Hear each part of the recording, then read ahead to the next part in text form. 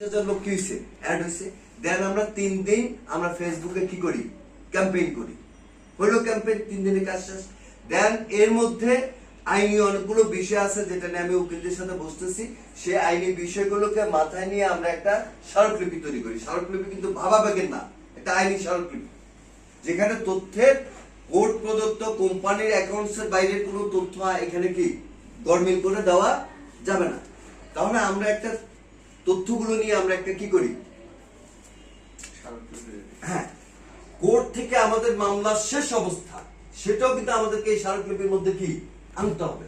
এনে সবকিছু মিলে আমরা একটা জিনিস তৈরি করতে 7 থেকে 8 দিন সময় লাগে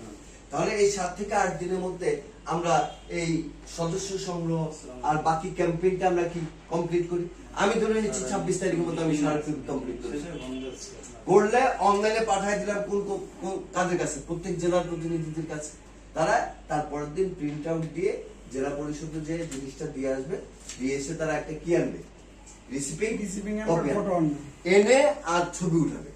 এই ছবি এবং রিসিপিংটা মেইল করে দেখ আর যেভাবে দেখ আমাদের কাছে কি পাঠাবে পাঠাইলে আমরা এই কাগজগুলো সহ আমরা বিভাগীয় পর্যায়ে দিব বিভাগেরটা কমপ্লিট করে আমরা কার কাছে দিব এটা হলো আমাদের কাজ এটা হলো এর বাইরে আমাদের শেয়ার হোল্ডারদের কি কাজ বোর্ডের কি কাজ এমডির কি কাজ চেয়ারম্যানের কি কাজ এটা নিয়ে আমরা আলোচনা করে সময় নষ্ট করার কোনো কি হয় না মানি হয় না কারণ আজকে চাইলেও আমি যেহেতু এমডি না আমি এমডির কোনো কাজ করতে পারবো না আমি যেহেতু বোর্ডের মেম্বার না আমি বোর্ডের কোনো কাজ করতে কি পারবো না স্টিল দেওয়ার কোনো লাভ নেই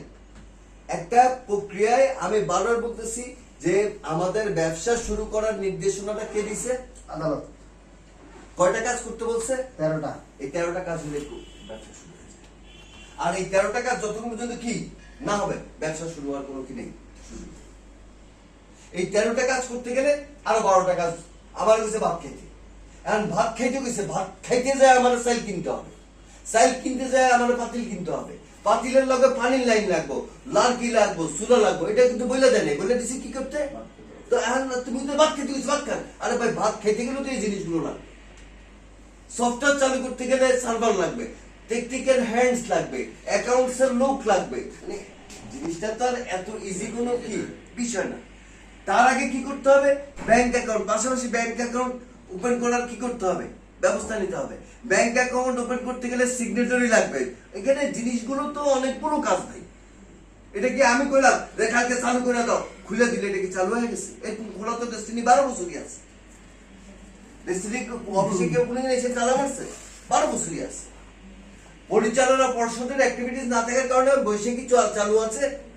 চালু নাই কে ডেস্টিনি ওদের ব্যাংক অ্যাকাউন্ট চালু আছে আমাদের ব্যাংক অ্যাকাউন্ট কি নেই সরকার থেকে কোনো বাধা নাই আমি আশরাফুল আমিন তো 2013 সালের 22 ডিসেম্বর পর্যন্ত চালাইছি 575 নম্বর 74 নম্বর স্টেটমেন্ট রফিকুল আমিন রেখে গেছে 575 থেকে মহিউদ্দিন রিপন মনে আছে চালু করছি 606 নম্বর স্টেটমেন্ট পর্যন্ত আমি কন্টিনিউ করছি ডায়মন্ড আছে এই তো ডায়মন্ড ক্লোজিং হইছে বস আমি একটু কথা বলি অনুমতি দিলে সেটা হচ্ছে আগামীকাল এজেন্ডার মধ্যে ওনাদের একটা আছে সেটা হচ্ছে সিইও নিয়োগ করা আমাদের মূল আপনারা এটা ভুলে যান এটা আচ্ছা ওই একটা সিক্রেট নিউজ আপনারা দিলাম আচ্ছা